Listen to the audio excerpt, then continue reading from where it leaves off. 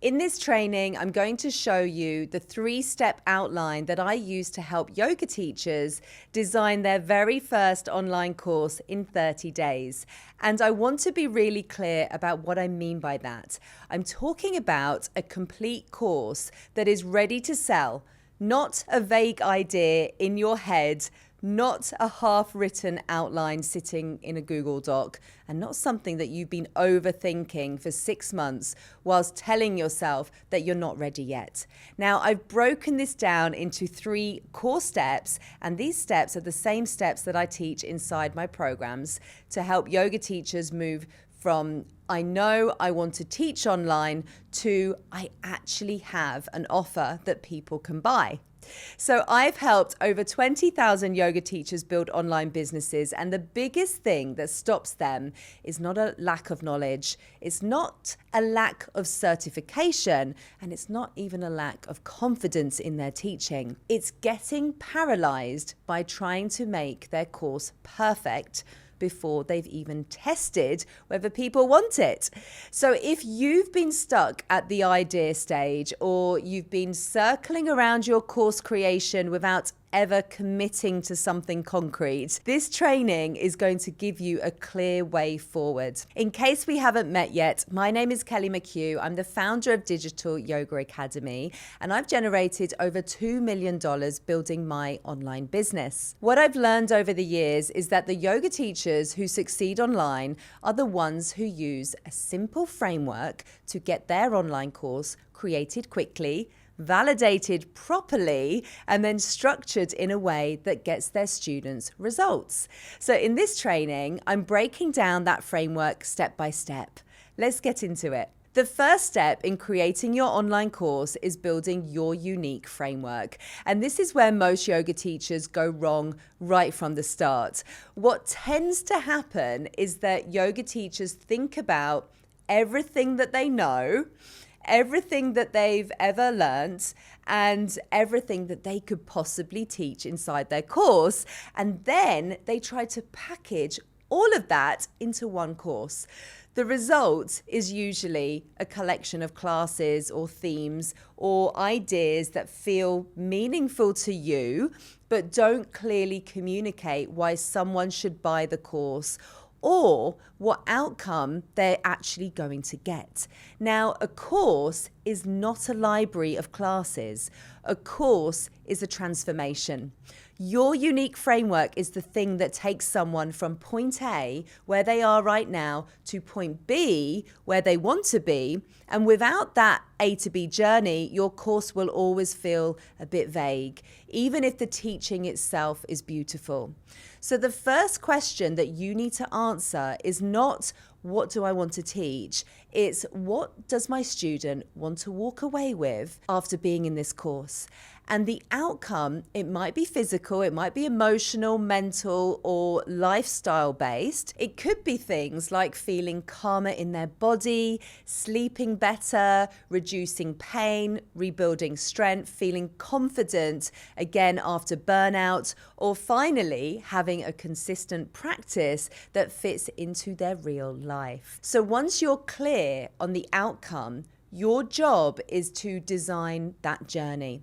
And inside the Profitable Yoga Teacher program, this is where I help our students, yoga teachers like you, take all of the ideas inside their heads and turn them into structured frameworks. Because most yoga teachers already have the wisdom and the knowledge, they just haven't organized it in a way that's teachable and repeatable and easy for someone else to follow. So there are 2 main approaches that I teach for naming your unique framework. And the first one is an acronym-based framework where each letter represents a phase or a principle or a focus area in the journey. This works really well if you like structure and clarity, and it helps students remember the process long after the course has finished. The second approach is the phased journey approach, where the course is broken into clear stages that build on each other. And this might look like foundations, expansion, integration, and embodiment, or awareness, regulation, consistency, and resilience. So this approach feels very natural for yoga teachers because it mirrors how we already teach in person. Neither is better than the other. What matters is that your framework clearly communicates progression and that your students should be able to look at your course and immediately understand where they are starting and where they are going to end up, and why your approach makes sense for getting them there. So this framework is also what differentiates your course from every other yoga course out there. And two teachers might teach similar practices, but no one has your exact lens and sequencing and emphasis and lived experience. So the framework is how that difference becomes visible. And once you've created your framework, you're not guessing anymore. Okay, you have a clear map, and that map is really what allows you to move into step 2 without second guessing yourself. So step 2 is validation, and this is where I want to slow things down a bit because validation is often misunderstood and forgotten. There's a difference between research and validation. So research is gathering information, and validation is confirming demand. Things like DM audits or comment audits or story polls are research tools, and they help you to understand your audience, how they talk about their problem, and what they've tried before, and what they care about the most. So that information is incredibly valuable, and you should absolutely use it. But the real validation happens when you have conversations. So inside the Profitable Yoga Teacher program, one of the core validation tools that we use is course calls. And there's a reason for that. When you get on a call with someone and you walk them through your idea in a very structured way and you ask the right questions, you learn things that you will never get from a poll or a question box. You can hear where they light up, where they hesitate, what they ask you, and what they're secretly hoping you'll say. And also, you get to test whether your framework makes sense to someone who is not inside your head.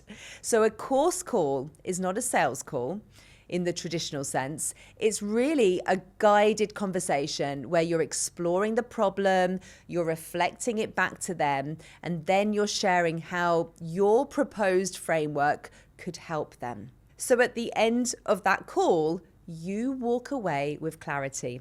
Another powerful form of validation, if you already have a warm community, is pre-selling to founding members. So this could look like inviting a small group of students into a beta version of your online course and positioning it as the first iteration and offering live support whilst you build it. So you're not pretending that it's finished, you're inviting people into the creation process with you.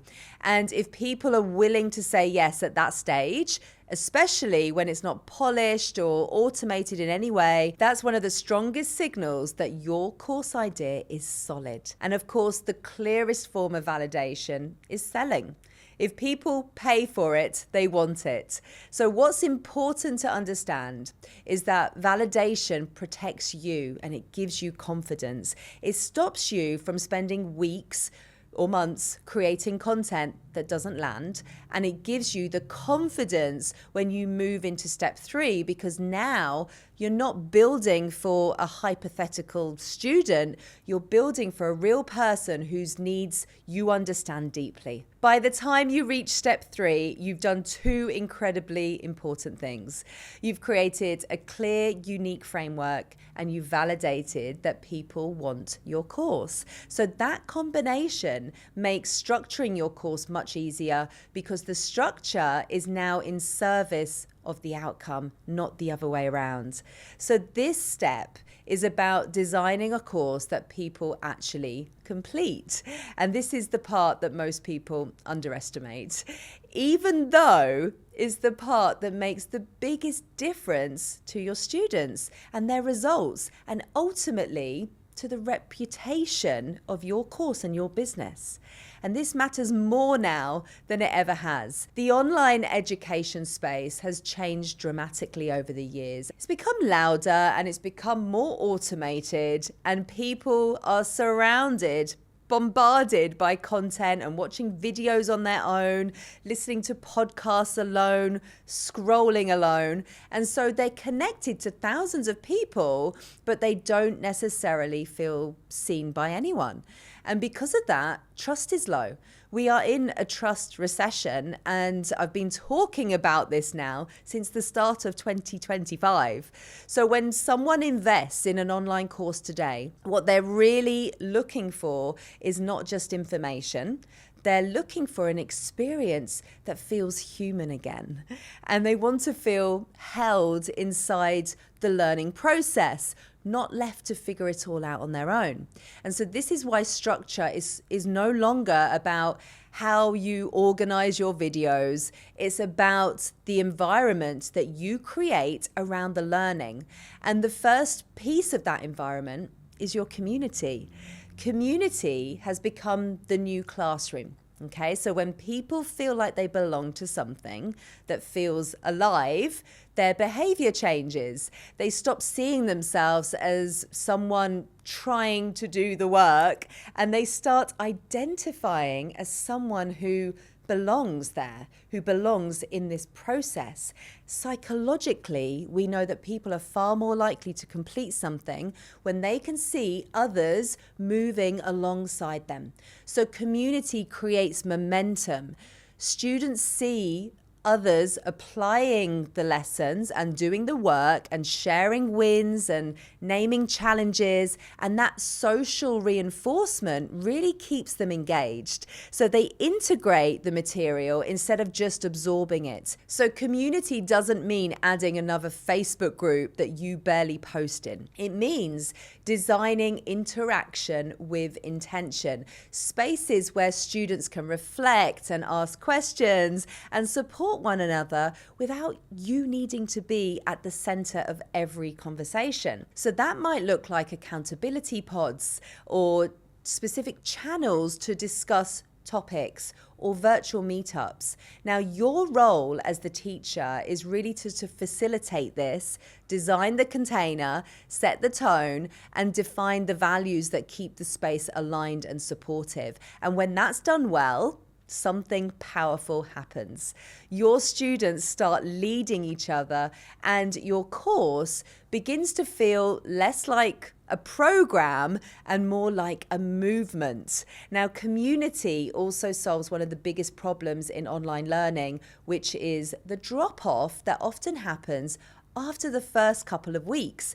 Now, when students know that someone will notice if they disappear, they're far more likely to stay engaged. So accountability creates completion. The second element that has become essential in modern course design is access and mentorship to you. Now, in the early days of online courses, passive self-study was the norm.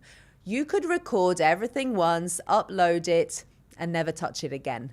But we're no longer in that era. Today, everyone has access to information. What people crave is guidance. When someone joins your course, what they're really looking for is a sense of safety. They want to know that if they hit a wall, there is someone there who can help them to find their way through. And that emotional safety is what creates momentum. It allows people to keep going even when the work gets uncomfortable or life gets busy. And this is why access isn't just a nice to have anymore. It's a trust builder. It's what helps people say yes in the first place. Access doesn't mean constant one-to-one support. it's about presence, and it's about rhythm. So creating intentional points of contact that remind your students that you're there and you're guiding the journey. That might be group calls or live check-ins or Q&A spaces. Even small moments of live access dramatically increases the perceived value because students feel supported rather than abandoned. And there's another layer to that that's often overlooked. When you're live with your students, you get to see exactly where they're struggling.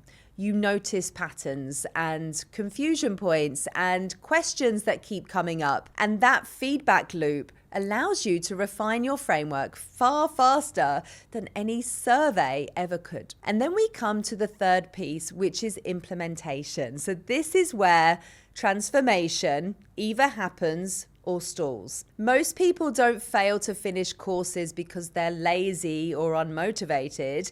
They stop because implementation wasn't designed into the experience. They're given information, but not enough direction. Every step requires decision making, and decision fatigue drains energy quickly. Implementation support bridges that gap. So it turns information into action and action into momentum. And when students are guided through a clear step-by-step process, when they can track their progress, they see how far they've come and celebrate the small wins along the way. Their nervous system stays regulated and their motivation stays alive. So momentum builds belief, and belief builds results. This is why when you're structuring your course, it's helpful to think in terms of the finish line rather than modules. What does success look like at each stage of the journey? And how can you make that success visible and achievable? Implementation tools can be simple. Checklists, reflections, prompts, progress markers. And this is also where technology, especially AI, becomes incredibly powerful when it's used to enhance human support rather than replace it. So AI can help students stay on track between the calls. It can answer questions when you're offline. It can give personalized nudges that keep them moving forward. So inside our ecosystem, inside our programs, through Yogi Pro AI, this is exactly what we've built.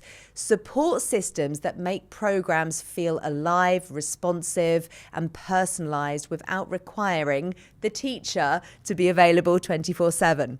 So imagine your students having access to guidance that speaks in your language, reflects your methodology, and reinforces your frameworks whenever they need it.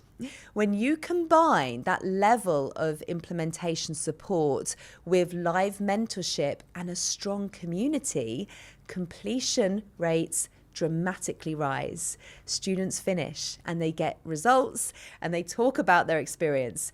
And that's what grows your business sustainably. Not more content, not more ads, but the reputation of being the teacher whose students complete what they start and walk away changed and transformed. So when you're designing your online course structure, don't just ask, what do I need to teach?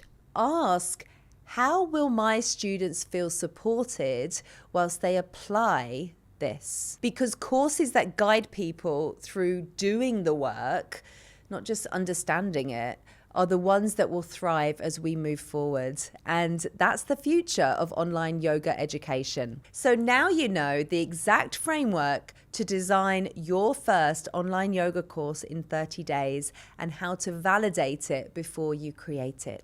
But here's where most yoga teachers will get stuck.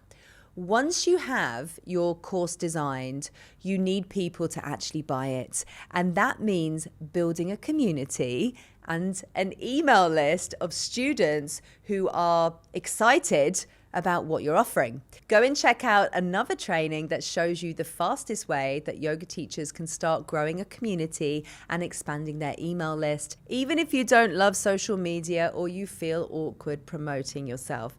Go and listen to that training now, and I will see you there.